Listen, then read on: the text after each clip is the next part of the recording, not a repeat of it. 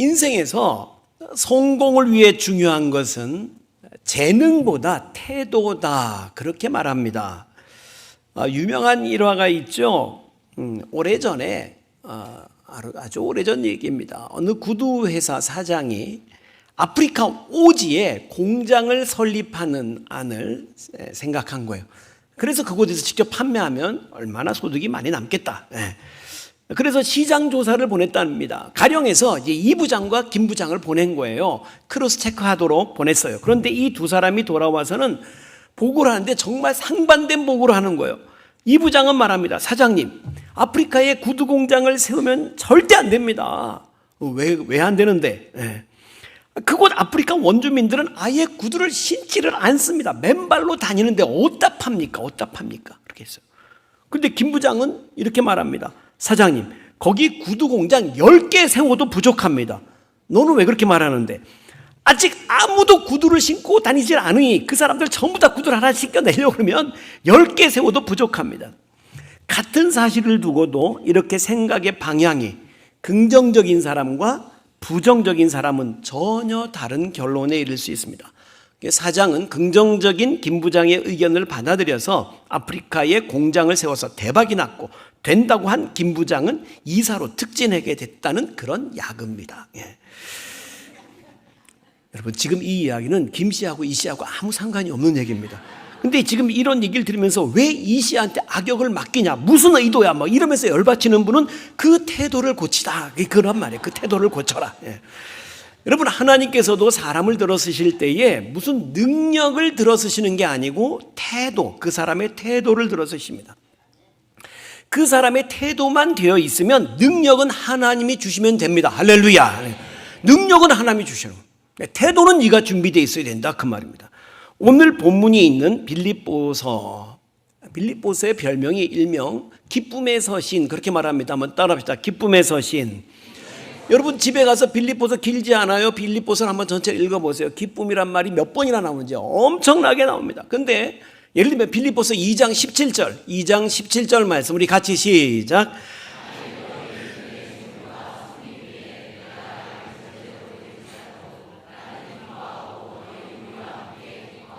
네, 내가 나를 전제가 뭐예요? 제사의 종류예요. 내가 제물이 된다 할지라도, 그 말이에요. 내가 내 목숨 바쳐 제물이 된다 할지라도 나는 기뻐하겠다. 그러니까 이 사도 바울의 이 절대적인 기쁨, 내가 소위 순교한다 할지라도 난 기뻐하겠다.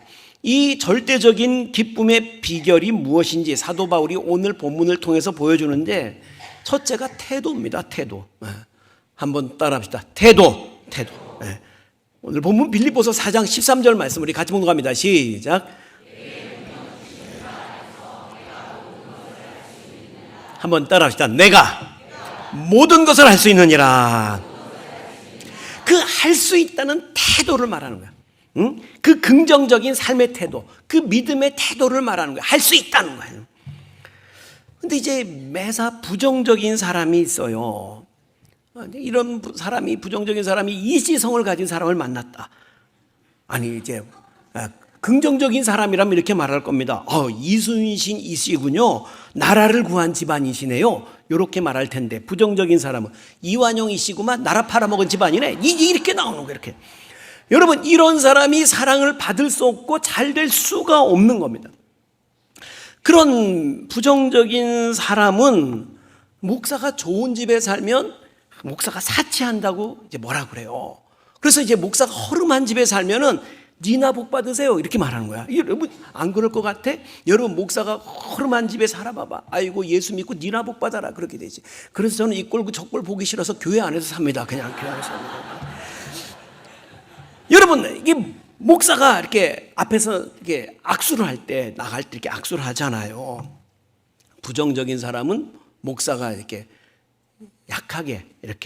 약하게 잡으면 무성의하다고 뭐라 그래, 무성의하다. 그래서 목사가 세게 잡고 이렇게 하면은 교만하다고 또 뭐라 그래. 그래서 여러분, 실제로 그래서 신학대학 시절에 목회 실습이라는 과목이 있어요. 그때 이제 유명한 그 소망교회 곽선희 목사님이 그 강의를 하셨는데 이렇게 말씀하시더라고. 목사는 악수할 때도 상대방 손을 내밀고 상대방이 쥐는 만큼의 그 악력을 피드백으로 느끼면서 같이 힘을 줘야 된다는, 같이 그만큼 균등하게 힘을 줘야지. 안 그러면 교만하다, 무성의하다 이 말을 듣게 된다. 여러분, 묻기 힘든 겁니다.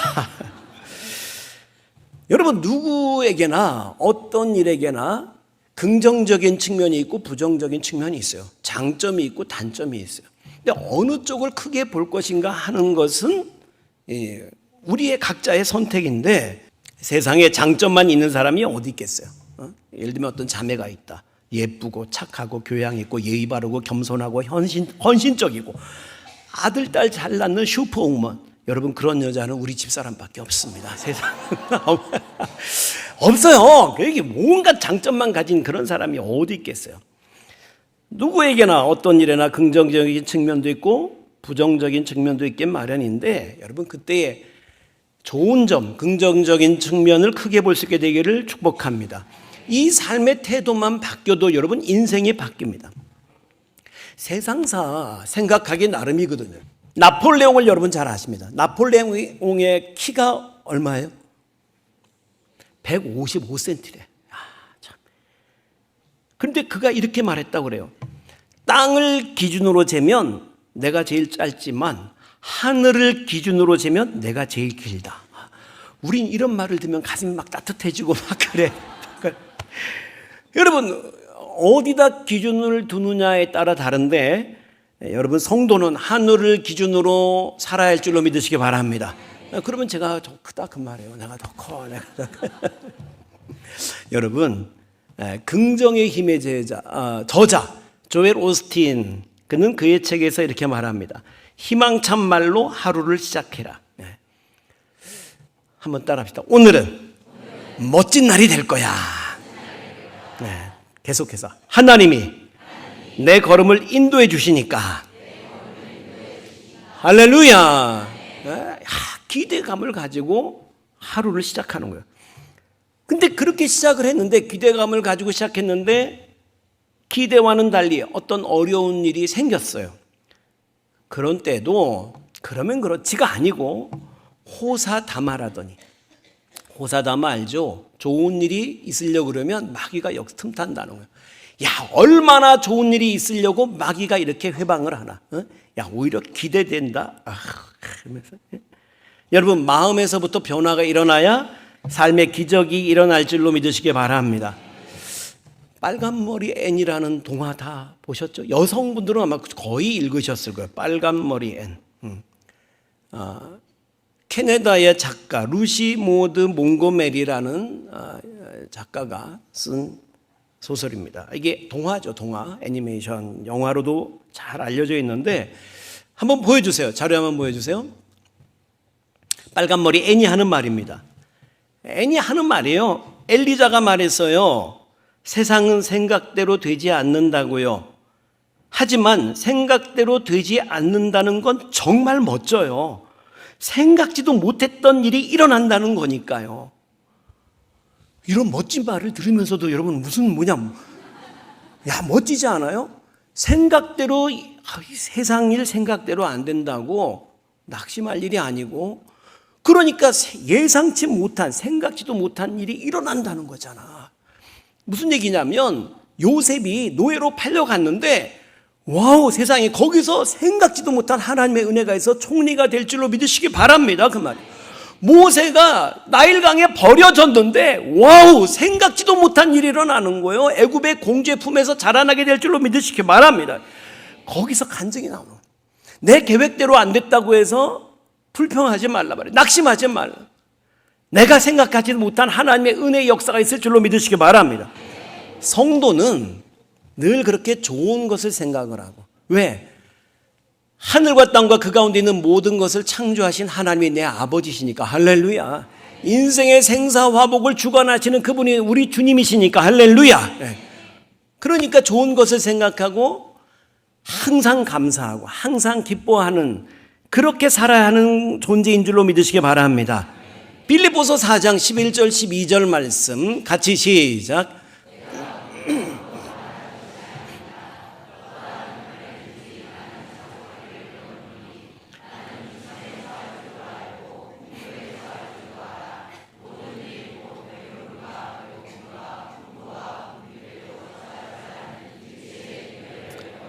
아멘.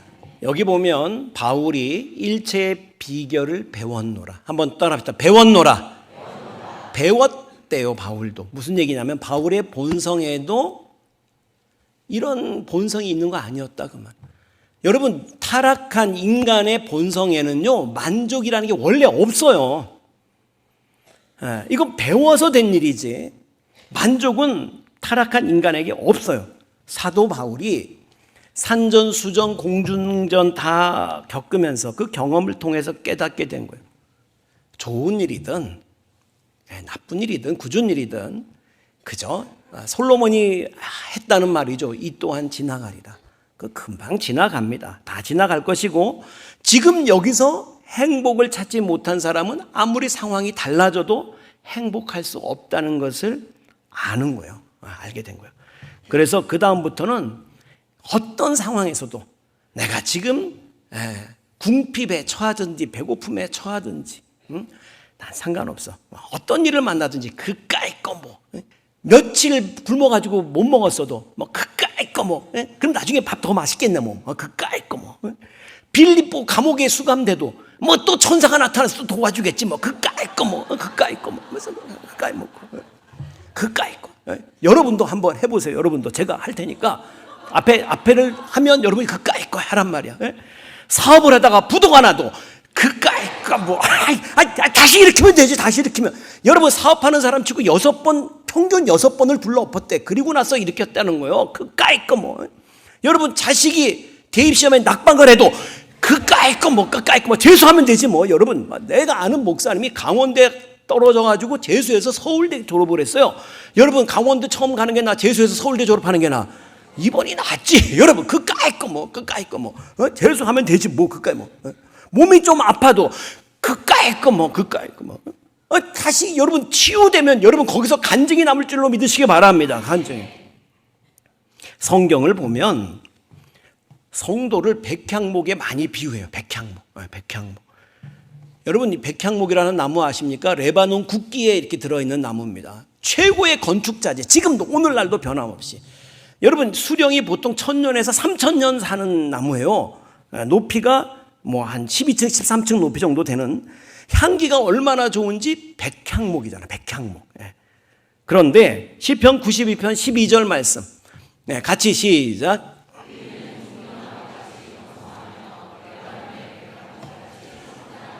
여기 의인이란 말이 예수 그리스도의 피로 보혈로 씻음받은 성도를 말하는 거예요. 성도는 백향목같이 성장하리로다 그랬어요.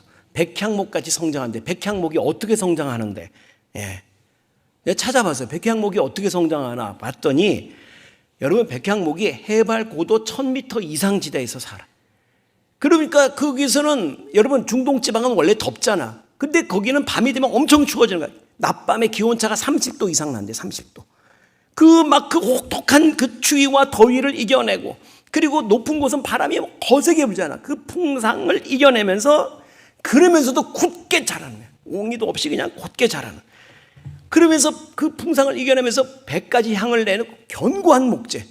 이미 추위와 더위를 다 겪었기 때문에 그 이후로 뒤틀리지 않는 거야. 나무가 어떤 조건에서도 뒤틀리지 않는 최고의 목재가 되는 거예요. 사람도 마찬가지예요. 여러분 미국의 존슨 대통령이 사람을 쓸 때 인사 원칙이 있었대요. 벼락같이 성공하거나 거침없이 출세한 사람은 쓰지 않는다. 벼락같이 성공하고 거침없이 출세한 사람은 어려운 일을 만나면 정신 못 차려. 그냥 무너져 버리는 거예요. 근데 국가적인 일을 하다 보면 왜 어려운 일이 없겠어요? 그걸 이겨낼 수 있는 힘이 너한테는 없어. 그래서 쓰지 않는다는 거예요. 여러분 성도들이 여러분 좀 많이 힘들죠. 경제적으로도 힘들고 몸이 아파서 힘드신 분도 있고 관계에서 가족 어려운 분도 있고 힘들게 산다고 여러분 손해보는 일이 아닌 줄로 믿으시기 바랍니다. 레바논의 백향목이 그 모진 풍상을 겪으면서 이겨내면서 낮밤에 그 기온차를 견뎌내면서 좋은 제목이 되는 것처럼 사람도 산전수전 공중전 다 겪으면서 나중에 큰 일을 하는 거지. 눈물 젖은 빵을 먹어보지 않은 사람이 어떻게 다른 사람의 마음을 헤아리고 그 사람을 이끄는 리더가 될 수 있겠어요? 여러분 삶이 이런저런 힘들고 어려운 일을 만날 때 오히려 하나님께 감사하세요. 그 시련을 이겨내고 축복을 이끌어내는 하나님 앞에 귀하게 쓰임받는 성도 되기를 축복합니다. 사도 바울이 소개하는 기쁨의 비결 또 한 가지, 관계입니다. 관계. 따라합시다. 관계. 빌립보서 4장 13절 오늘 보면 다시 한번 같이 시작. 내가 모든 것을 할 수 있는 이라는 아까 태도라 그랬어요. 긍정적인 믿음의 태도. 근데 그 태도는 어떻게 나오냐? 사실은 앞에 내게 능력 주시는 자 안에서 하나님과 주님과 좋은 관계성 속에서 나온다 그 말이에요. 여러분 사실 사회생활에서도 성공 요인의 85%가 관계래요. 여러분 사회에서 직장에서 해고당하는 거 능력 없어서 해고당하는 거 아니래요. 관계가 잘못돼서 해고당하는 거예요. 여러분 실력이 있어서 성공하는 게 아니고 관계가 좋으면 성공한다는 거예요. 여러분 가정의 행복도 마찬가지입니다. 관계가 좋아야 돼요. 부부 관계가 좋고 부모 자녀 관계가 좋고 고부 관계가 좋고. 어떻게 하면 되는데? 여러분 딴 거 없어요. 서로 칭찬하고 격려해 주세요. 나는 여성들한테 어머 예쁘다고 말해주는데 어떻게 그렇게 말할 수가 있어요? 막 신경질 내는 여자는 한 번도 못 봤어. 한 번도. 여러분 어쩌면 여성들은 그렇게 예쁘다는 말을 좋아하는지 모르겠어요. 유치원의 꼬마들부터 그냥 경로당의 할머니 권사님들까지 그냥 전부 다 예쁘다며. 그러니까 여기 남성분들 오늘 집에 가셔서 집에 있는 여자들한테 예쁘다고 해주세요. 그러니까 그게 아내든 딸이든 어머니든 예쁘다고. 도저히 입에서 말이 안 나오면 불 끄고 얘기해. 불 끄고 얘기해줘. 그리고 여기 자매님들도 사실 마찬가지예요. 남편 보고 멋지다고 말해주세요. 물론 말도 안 되는 거 알아. 뭐가 멋지겠어. 근데 그냥 눈 감고 입술에 침 한번 바르고 당신 멋져. 최고야 최고. 여러분 딱 그렇게 말해주면 그냥 남편이 헬렐레해져가지고 원하는 게 뭐야? 원하는 거. 뭐 갖고 싶어? 뭐 갖고 싶어? 금방 나오는데 그걸 못하냔 말이에요. 여러분의 가정에 정말 관계가 회복되게 되기를 축복합니다. 여러분 아세요? 우리는 지금 정말 신나는 시대에 살고 있습니다. 어떤 시대? 성령 시대에 사는 거예요. 성령 시대. 우리 주님께서 만약 이스라엘에 계실 때는 그 주변에 몇몇 사람들만 만날 수 있잖아요. 우리는 만날 재간이 없어요. 그런데 주님께서 부활승천하시고 성령, 보혜사 성령이 오셨어요. 그리고 우리가 그 성령님을 초청하고 성령님을 의지하면 보혜사가 뭐예요? 곁에서 도와주시는 분이란 뜻이에요. 세상 끝날까지 여러분 곁에서 여러분 도와줄 줄 믿으시길 바랍니다. 정말 기도하세요. 전 진짜 노래를 못해요. 첫 교육전수를 나갔는데 담임 목사님이 철야 찬양을 인도하라는 거예요. 나보고. 내가 얼마나 노래를 못하는데. 그래서 장로의 신학대학 가면 주기철 목사 순교 기념 기도탑이라고 있어요. 거기에 가서 무릎 꿇고 하나님 난 노래를 못합니다. 하나님 그런데 순종해야 되니까 하는데 하나님 성령께서 역사해 주십시오. 성령님이 도와주십시오. 기도했어요. 그러면서 찬송가를 앞에서부터 한 장씩 불러나가는 거예요. 그러다가 그 가운데 뜨겁게 성령이 역사하고 막 내가 막 눈물이 팍 울컥하고 나오는 그런 찬송을 쓰는 거야. 그 다음에 또 지나가다 맹숭맹숭한 건 지나가고 또 감동이 팍 오는 거 또 그 몇 장 쓰고 그리고는 강단에 섰어요. 딱 서서 첫 찬송 딱 부르는데 와, 난 그때 성령이 역사하시는 걸 봤어요. 전 교인이 일제히 우는 거야. 막 내가 몇 장 어느 찬송인 줄 알아. 어서 돌아오를 불렀어요. 무슨 내가 멘트 같은 거 할 줄도 모르고 그냥 노래 몇 장 합시다 하고 딱 부르는데 그때 막 전율이 있고 머리가 막 뻗치는데 그 머리가 지금까지 뻗쳐요. 여기 뒤에.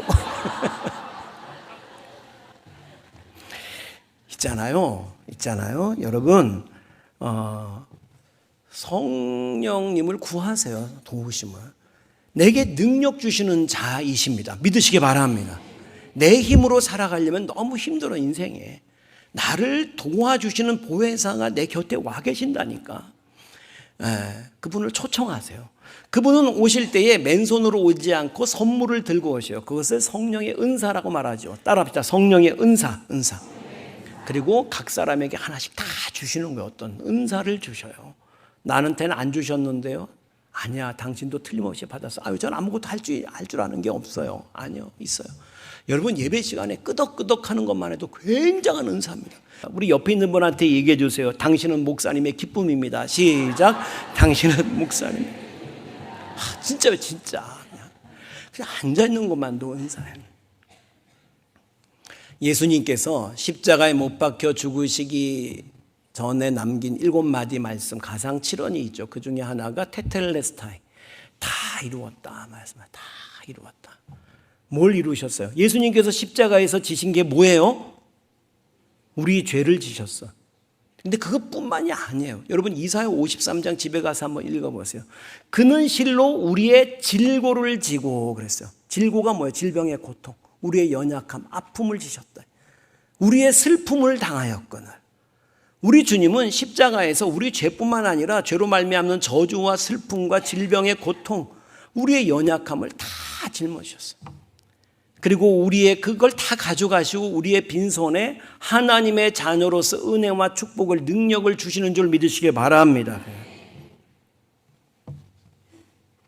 제 친구 목사가, 사모님이 오랜 투병 끝에 먼저 하늘나라를 갔어요. 근데 뭐 예전 얘기예요. 오래전인데 이미 그 어린 사춘기 아들이 있었어. 근데 이 아들이 무던히 속을 썩이는 거야. 엄마를 잃고는 얘가 막 엇나가는 거예요. 방황하는 거예요. 막 가출을 하고, 목사 아들이 문신을 새겼는데 용 머리가 여기 있고 꼬리는 여기 있어. 손등에 있어. 이렇게 귀걸이를 하면 이렇게 지하철 손잡이보다 커. 귀걸이가, 남자애가 이렇게 구멍을 뚫었는데 구멍 저쪽으로 온 세상이 다 보여. 이렇게 보여. 그리고는 막 가출을 하고 파출소에서 연락이 오는 거예요. 오토바이 훔쳐 타고 사고 나가지고 파출소. 그러니 목사 속이 얼마나 아프겠어요. 그래 파출소에 가가지고 몇 번을 자식을 찾아오면서 나중에는 몇 대 쥐어 패고는 아들을 차에다가 태우고 엄마 무덤이 있는 인천의 공원묘지로 데려가서 아들 옆에 놓고는 소리치며 울었대요.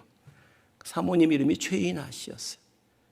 최인아, 최인아, 당신 혼자 가면 어떡해? 당신은 좋겠다, 천국 가서. 근데 난 너무 힘들다. 이 어린 자식 데리고 혼자 살기 너무 힘들다. 이노아야. 곁에서 아들도 울고 아빠도 울고.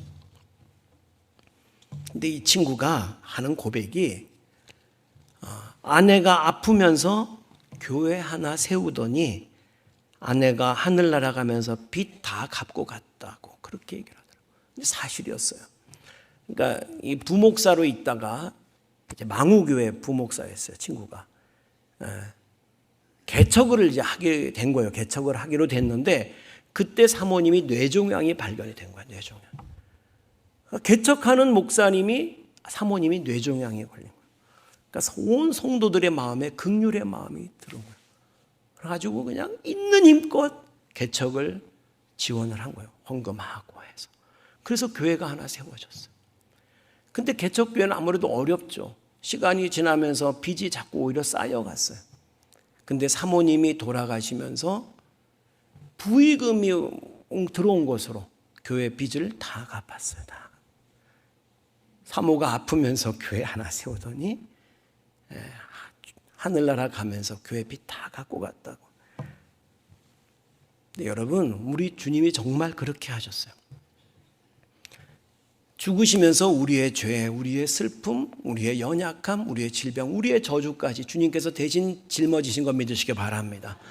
우리가 주님 정말 붙잡으면 주님 안에서 우리는 그 빈손에 그 하나님의 자녀의 권세, 우리는 죄인인데 의롭다 하심을 받고, 우리는 연약한데 우리는 가난한 자인데 그리스도 안에서 부욕해 되는 권세를 받고, 우리는 연약한데 독수리 날개치며 올라간 같은 새 힘을, 능력을 받게 되는 줄 믿으시기 바랍니다.